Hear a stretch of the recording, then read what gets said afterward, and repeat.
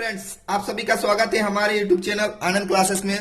Friends, आज हम लोग बात करेंगे फिजिक्स का लाइट चैप्टर के बारे में। और ये जो वीडियो होने वाला है पार्ट 3 वीडियो, यानी तीसरा वीडियो होने वाला है इस चैप्टर से रिलेटेड। लास्ट क्लास में हम लोग प्लेन मिरर से पढ़े थे, उसके बारे में बहुत सारा प्रकृति नेचर के बारे में पढ़े थे। आज भी हम लोग प्लेन मिरर के बारे में ही पढ़ेंगे, यानी समतल दर्पण के बारे में।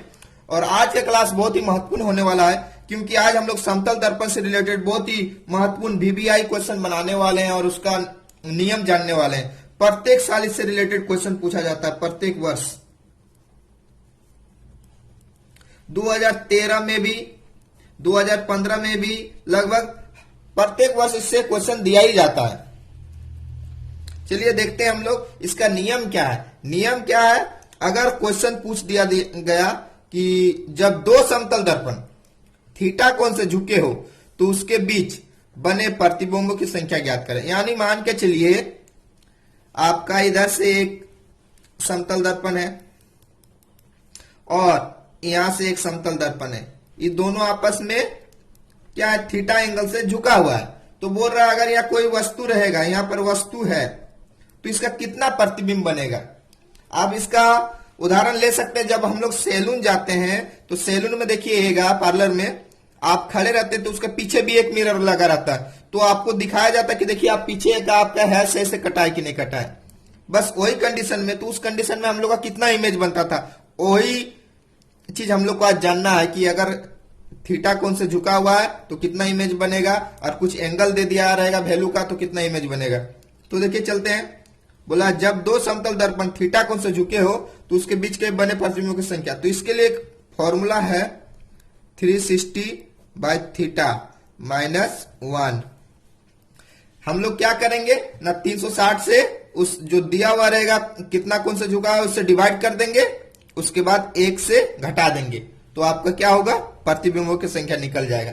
लेकिन इसमें एक कंडीशन है, एक जो है ना, ये एक हम लोग उसी कंडीशन में घटाएंगे। पहले हम लोग निकाल के देख लेंगे 360/थीटा क्या आ रहा है। उसका एक शर्त है, शर्त यह है कि यदि 360/थीटा बराबर n सम संख्या निकल गया, यानी इवन नंबर निकल गया, इवन नंबर, तो हम लोग क्या बोलेंगे कि जो प्रतिबिंबों की संख्या होगा उसमें हम लोग 1 घटा देंगे। दूसरा पॉइंट में क्या बोला है ना, यदि 360/थीटा इक्वल टू n है और विषम संख्या हो, यानी ओड नंबर हो, तो प्रतिबिंब की संख्या बताए। तो इसका 2 कंडीशन है। अगर जो वस्तु रखा हुआ है उस सममित है तो प्रतिबिंब की संख्या क्या होगा, n-1, यानी सिमेट्रिकल है। तो सिमेट्रिकल कहने का मतलब है कि अगर ये देखिए, ये एक आपका समतल दर्पण हुआ, ये भी आपका एक समतल दर्पण हुआ, इसका एक मिड पॉइंट आएगा ना कहीं पर, एक जगह जहां पर इसका भी इमेज और इसका भी इमेज आपस में मिलता है, तो उसी पॉइंट को हम लोग क्या बोलेंगे, सिमेट्रिकल बोलेंगे। यानी इसको हम लोग क्या बोलेंगे, सममित बोलेंगे। बाकी इधर और इधर कहीं भी वस्तु रहेगा तो इसको हम लोग क्या बोलेंगे, असममित बोलेंगे, असममित। ठीक है। तो अगर सममित दिया हुआ है तो हम लोग क्या करेंगे, n-1 करेंगे। और अगला है, यदि सममित नहीं है, असममित है, तो प्रतिबिंबों की संख्या जो हम लोग डिवाइड किए 360/थीटा, तो जो वैल्यू आएगा वही होगा, यानी n ही होगा वैल्यू। और लास्ट है आपका, यदि 360 इक्वल टू मिश्रित भिन्न आ गया तो प्रतिबिंबों की संख्या क्या होगा, पूर्णांक। मिश्रित भिन्न मतलब जैसे हम लोग डिवाइड किए आगे ऐसा 7.1/2, 6.1/2, 5.1/2, तो उस कंडीशन में जो पूर्णांक है वही आपका आंसर होगा। हम लोग कुछ क्वेश्चन लेके चलते हैं तो और ज्यादा हम लोग को समझ में आएगा। क्वेश्चन दिया हुआ है, जब दो समतल दर्पण 60 डिग्री कोण पर झुके हो तो उसके बीच स्थित एक गुलाब के फूल का कितना प्रतिबिंब दिखाई देगा। तो फॉर्मूला में हम लोग रख देंगे। फॉर्मूला क्या था, 360 जो थीटा का वैल्यू है, तो थीटा यहाँ पर क्या है, थीटा का वैल्यू 60 है, तो रख देंगे। तो इसको सॉल्व करेंगे तो देखिए क्या आ रहा है, 6 बार में कट जाएगा, 6 बार में कट जा रहा है, यानी आया क्या, 6। तो ये क्या है, एक सम संख्या है। क्या है, सम संख्या है। तो सम संख्या जब आया था तो हम लोग क्या किए थे, 1 घटा दिए थे, तो 1 घटा देंगे इसमें, तो आएगा कितना, 5। तो प्रतिबिंब की संख्या कितना होगा, 5 होगा। जब दो समतल दर्पण एक दूसरे के समांतर हो तो उसके बीच स्थित किसी वस्तु का कितने प्रतिबिंब बनेगा। ये क्वेश्चन आपका बहुत ही वीवीआई और पॉलिटेक्निक में पूछ चुका है, आपका 2001 में, 2005 में, 2007 में, इस तरह करके बहुत बार इसमें पूछा जा चुका है। बोल रहा है कि दो समतल दर्पण है जो क्या है, आपस में एक दूसरे का पैरेलल है, यानी समांतर है। क्या है? समांतर। अब बोल रहा है इसके बीच अगर कोई वस्तु रख देते हैं तो कितना प्रतिबिंब बनेगा। ठीक है, तो देखिए ये वाला कंडीशन हम लोग हमेशा देखते होंगे, सैलून जाते होंगे तो पार्लर में देखने को मिलता होगा कि हम लोग जिधर बैठते हैं उधर भी मिरर लगा रहता है और पीछे भी रहता है मिरर। तो हम लोग का देखते हैं कितना इमेज बनता है, बहुत सारा इमेज बनता है। तो कितना बनता है देखिए फॉर्मूला में रखते हैं तो हम लोग बता सकते हैं। यहां पर एंगल क्या हो जाएगा, थीटा इक्वल टू क्या हो जाएगा, 0 डिग्री, क्योंकि दोनों आपस में क्या है, समांतर है। तो आप फॉर्मूला में रखते हैं, फॉर्मूला क्या है, 360 बट्टा थीटा। थीटा का वैल्यू क्या है, 0 है, तो 0 होगा तो क्या आएगा, इन्फिनिटी आ जाएगा। अब इन्फिनिटी को हम लोग किसी से घटा भी देंगे अगर फॉर्मूला में रख के, तो फिर भी क्या आएगा, आपका इन्फिनिटी ही आएगा, यानी क्या होगा आंसर, अनंत होगा। क्या हुआ है कि दो समतल दर्पण एक दूसरे के लंबवत है, यानी परपेंडिकुलर है। क्या है, परपेंडिकुलर। तो आप अपना कितना प्रतिबिंब देखेंगे। फिर हम लोग परपेंडिकुलर है मतलब यहां थीटा एंगल क्या हो जाएगा, 90 डिग्री हो जाएगा। तो फॉर्मूला में रख देंगे, फॉर्मूला क्या है, 360 बाय थीटा। थीटा का वैल्यू 90। इसको सॉल्व करेंगे तो देखिए 9 चौके 36, 4 बार में कटा, क्या आया वैल्यू, 4 आया। 4 क्या है, एक सम संख्या है। तो सम संख्या आता तो हम लोग क्या करते थे, एक घटा देते थे। तो एक घटा देंगे तो क्या आएगा आपका 3। तो प्रतिबिंबों की संख्या क्या हो जाएगा, 3 हो जाएगा। अगला क्वेश्चन है आपका, समतल दर्पण 50 डिग्री कोण पर झुका हो तो उसके बीच स्थित किसी वस्तु का कितने प्रतिबिंब होगा, यानी थीटा वैल्यू दिया हुआ है, थीटा कितना है 50 डिग्री। तो फॉर्मूला में रख देंगे 360 बट्टे 50। देखिए इसको सॉल्व करेंगे तो पूरा पूरा नहीं कटेगा, ये क्या आएगा, पूर्णांक में आ जाएगा। तो इससे आएगा देखिए 7 × 5 = 35, बचेगा 1, यानी उसको काट सकते हैं हम लोग 2 बार में। तो ऐसा आ जाएगा आपका 7/1/5। तो यहां पर हम लोग क्या बोले थे, जब मिश्रित भिन्न में आएगा तो वैल्यू क्या हो जाएगा, जो पूर्णांक है वही आपका आंसर हो जाएगा। तो क्या होगा यहाँ पर आंसर, प्रतिबिंबों की संख्या 7 हो जाएगा। जस्ट उसको पलट दिया है। अभी हम लोग प्रतिबिंबों की संख्या निकाल रहे थे, इसमें क्या किया है ना, प्रतिबिंबों की संख्या दे दिया है। अब बोल रहा है उसका एंगल बताइए, कितना एंगल में दोनों समतल दर्पण आपस में झुका हुआ है। बोला है दो समतल दर्पण के बीच किसी वस्तु का 8 प्रतिबिंब दिखाई दे रहा है, तो दोनों दर्पण कितने डिग्री कोण पर झुके हैं। तो फॉर्मूला में रख देंगे। वहां पर हम लोग क्या फॉर्मूला रख रहे थे, n = 360 बाय थीटा -1। इस फॉर्मूला में हम लोग रख देंगे तो आपका क्या होगा, आंसर निकल जाएगा। देखिए n बराबर क्या है, वो 8 है। तो हम लोग कोशिश करेंगे ना, इसको पहले ही जोड़ देंगे तो इधर आ जाएगा तो जुड़ जाएगा। तो n में इधर आ जाएगा तो जुड़ जाएगा 1, तो क्या हो जाएगा, 8 में 1 जोड़ देंगे तो 9। तो n बराबर 9 हो गया। तो इसको नीचे ले आएंगे तो क्या हो जाएगा, थीटा बराबर 360 बट्टा 9। तो डायरेक्ट काट देंगे कितना बार में, तो कितना आएगा देखिए आपका 9 चौके 36, यानी आपका 40 आ जा रहा है। 40 डिग्री का आंसर होगा थीटा बराबर। क्या किए, एक को पहले ही हम लोग इससे जोड़ दिए, क्योंकि इधर आ जाएगा तो प्लस हो जाएगा, यानी ऐसा लिख सकते थे n+1 = 360 बाय थीटा हो जाता। तो यहां पर यहां जुड़ जाता तो क्या होता, 9 हो जाता। 8 में 1 जुड़ जाता तो 9, थीटा को ऊपर ले गए, इसको इधर ले आए। ठीक है, बहुत ही बीबीआई है। बोल रहा जब समतल दर्पण को थीटा कोण से घुमाया जाता है तो प्रतिबिंब 2 थीटा कोण से घूम जाता है। ये वाला इससे रिलेटेड क्वेश्चन प्रत्येक अल्टरनेट ईयर में आता है, यानी इस साल आया तो अगला साल नहीं आएगा, उसका नेक्स्ट ईयर आएगा। ठीक है, बहुत ही इंपॉर्टेंट है। अभी क्वेश्चन दिया हुआ है, जब समतल दर्पण 40 डिग्री कोण पर घुमाया जाता है तो प्रतिबिंब कितने अंश में घूम जाएगा। तो क्या बोले थे, 2 थीटा में घूम जाएगा। तो अंश दिया हुआ है, थीटा कितना दिया हुआ है आपका, अंश यहां पर आपका है 40 डिग्री। तो घूम क्या जाएगा, 2 थीटा में, यानी 2 × 40 घूमेगा कितना में, घूम जाएगा 2 थीटा में, तो क्या हो जाएगा 80 डिग्री आपका आंसर हो जाएगा। कि पूछेगा कि किसी दर्पण की न्यूनतम ऊंचाई क्या होगी जिससे किसी वस्तु का पूरा प्रतिबिंब दिखाई दे, तो क्या होना चाहिए, इसका रूल में बताया गया है कि उसका आधी होना चाहिए। जितना भी आपको जो भी वस्तु का साइज रहेगा उसका आधा रहेगा दर्पण का साइज, तो हम उस वस्तु को पूरा दर्पण में देख सकते हैं। तो एक क्वेश्चन है आपका कि 5 फीट 6 इंच ऊंचाई का एक व्यक्ति दर्पण में अपना पूरा प्रतिबिंब देखना चाहता है, तो दर्पण की ऊंचाई ज्ञात कीजिए या न्यूनतम ऊंचाई ज्ञात कीजिए। तो देखिए सबसे पहले इसको क्या है, देखिए ये फीट है और इंच है, तो इस क्वेश्चन को हम लोग क्या करेंगे ना, दोनों को पहले इंच में ले आएंगे। तो दोनों को इंच में ले आएंगे तो 1 फीट बराबर क्या होता है, 1 फीट बराबर 12 इंच होता है, ठीक है। तो 5 फीट बराबर क्या हो जाएगा, 5 फीट बराबर मल्टीप्लाई हो जाएगा यानी 60 इंच प्लस 6 इंच कर देंगे, तो क्या आया आपका टोटल 66 इंच आया। अब 66 इंच का आधा, क्योंकि दर्पण का ऊंचाई इसका आधा होना चाहिए, आधा क्या हो जाएगा 33 इंच का आपका दर्पण रहेगा, तो ही आप पूरा प्रतिबिंब देख पाएगा। यानी वो आदमी का हाइट जो है उसके अनुसार 33 इंच होना चाहिए दर्पण का हाइट, तब वो अपना पूरा इमेज यानी प्रतिबिंब देख पाएगा। तो इसको हम लोग अगर फीट में निकालेंगे तो क्या निकल जाएगा, 12 से डिवाइड कर दीजिए, तो 12 से डिवाइड कर देंगे 33 को, तो क्या आ रहा है देखिए 12 दूनी के 24, बचेगा क्या इसमें 9 बचेगा, यानी हम लोग बोल सकते हैं 2 फीट 9 इंच का मिरर होना चाहिए।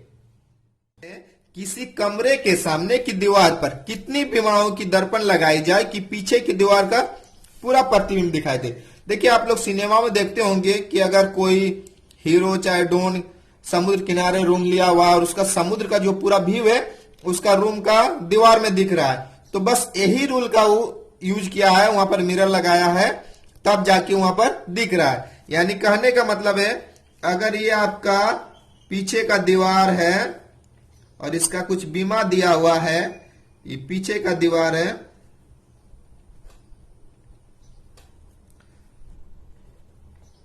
और इसका बीमा है इधर है 12 फीट, इधर है आपका 9 फीट, तो बताइए दर्पण क्या लगेगा, तो दर्पण क्या लगेगा ना 1/3 लगेगा, तब जाके यहां पर हम लोग देख सकते हैं इसका पूरा व्यू। दूसरा वाला दीवार में इस दर्पण को अगर हम लगा दिए तो ये आपका दर्पण है। अगर हम लोग को देखना है इसका पूरा व्यू तो क्या लगाएंगे, इसका 1/3, 1/3 क्या होगा देखिए 4 से कट जाएगा यानी आएगा क्या 4, तो हम लोग बोल सकते हैं क्या होगा 4 इंच होगा। और इधर चौड़ाई क्या होगा देखिए 1/3 करेंगे तो 3 से आपका कट जाएगा, तो बोल सकते हैं ऐसा 4 और 3 फीट का चौड़ाई रहना चाहिए दर्पण, तो हम लोग पूरा व्यू इसका देख सकते हैं।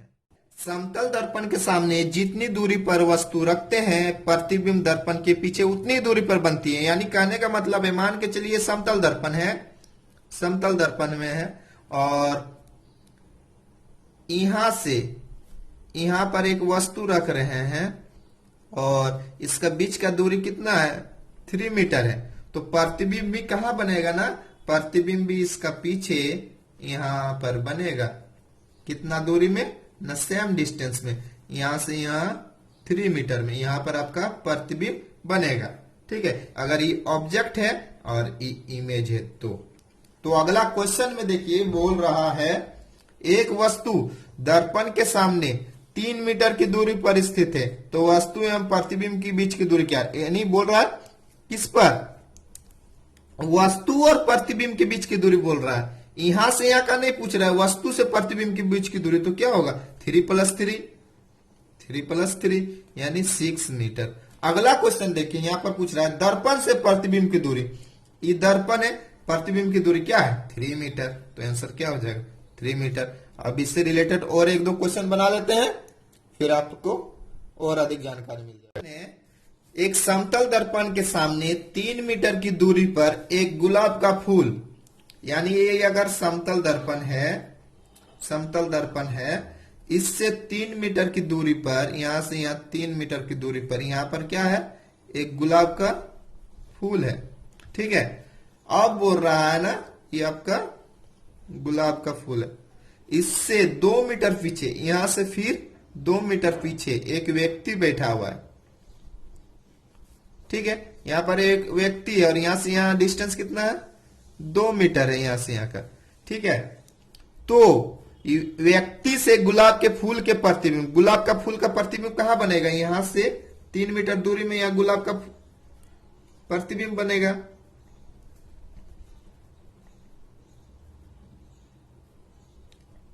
और इससे 2 मीटर दूरी पर व्यक्ति का प्रतिबिंब बनेगा। यहां पर व्यक्ति का प्रतिबिंब इस जगह में, यहां से यहां 2 रहेगा, यहां से यहां 3 रहेगा। तो अब क्वेश्चन में चलेंगे, क्या पूछा है, तो व्यक्ति से यहां से गुलाब के फूल का प्रतिबिंब, गुलाब का फूल का प्रतिबिंब यहां, तो यहां का बीच का दूरी क्या हो जाएगा ना, 3 + 3 + 2 क्या हो गया, 3 दूनी के 6 और 2 8, यानी आंसर क्या हो जाएगा, 8 हो जाएगा। कितना, 8 मीटर आपका आंसर हो गया। इसी तरह आपको पूछ सकता था कि व्यक्ति से व्यक्ति का प्रतिबिंब के बीच की दूरी क्या हो जाएगा, तो इसमें और 2 जुड़ जाता, यानी 10 हो जाता। इसी टाइप का आपको क्वेश्चन पूछा जाएगा घुमा फिरा के। समतल दर्पण के सामने कोई वस्तु जिस वेग से आती है, यानी वेग मतलब स्पीड बोल सकते हैं, स्पीड से आती है या दूर जाती है, प्रतिबिंब भी उसी वेग से दर्पण की ओर आती है या दूर जाती है। कहने का मतलब है, अगर ये आपका दर्पण है, समतल दर्पण, ठीक है, और इधर से कोई वस्तु आ रहा है x मीटर पर सेकंड से, x मीटर पर सेकंड से, ठीक है, तो यहां जो इसका प्रतिबिंब यहीं पर बनेगा। अगर यहां से यहां जो डिस्टेंस है, अगर यहां पर x डिस्टेंस में है तो ये भी यहां x डिस्टेंस में, और इधर अगर वो x पर सेकंड से आ रहा है, यानी x मीटर पर सेकंड से आ रहा है, तो इधर भी क्या होगा, जो प्रतिबिंब जाएगा x मीटर पर सेकंड से जाएगा। क्या होगा, जितना स्पीड से आएगा उतना स्पीड से जाएगा। अगर वो पीछे जाएगा तो ये भी पीछे जाएगा।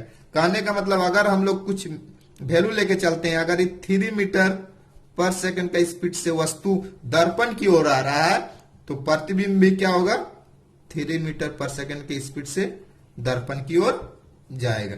ठीक है, अब देखिए इस क्वेश्चन में पूछ रहा है कि कोई वस्तु समतल दर्पण की ओर 5 मीटर पर सेकंड की वेग से दर्पण की ओर आती है, तो प्रतिबिंब किस वेग से वस्तु की ओर आती है। ठीक है, तो प्रतिबिंब बोल रहा है किस वेग से वस्तु की ओर आती है, दर्पण की ओर नहीं बोला है। दर्पण की ओर बोलता तो हो जाता आपका क्या, 5 मीटर पर सेकंड ही हो जाता, लेकिन क्या बोला है, वस्तु की ओर बोला है। यानी क्वेश्चन ऐसा है, देखिए समझिए, ये चीज को समझना है। अगर यहां से यहां कुछ डिस्टेंस दिया हुआ है और ये डिस्टेंस मान के चलिए x मीटर है, और इधर से जो वस्तु है उसका चाल दिया हुआ है, कितना दिया हुआ चाल, 5 मीटर पर सेकंड इस स्पीड से इधर आ रहा है, तो यहां जो प्रतिबिंब भी बनेगा इससे x मीटर की दूरी पर है, और यहां पर प्रतिबिंब का जो चाल होगा इसी के बराबर होगा। क्या होगा, 5 मीटर पर सेकंड का स्पीड से इधर जाएगा, यानी दर्पण की ओर आ जाएगा। और अगर वस्तु की ओर बोलेगा तो क्या होगा, आमना सामना होगा दोनों का ऐसे।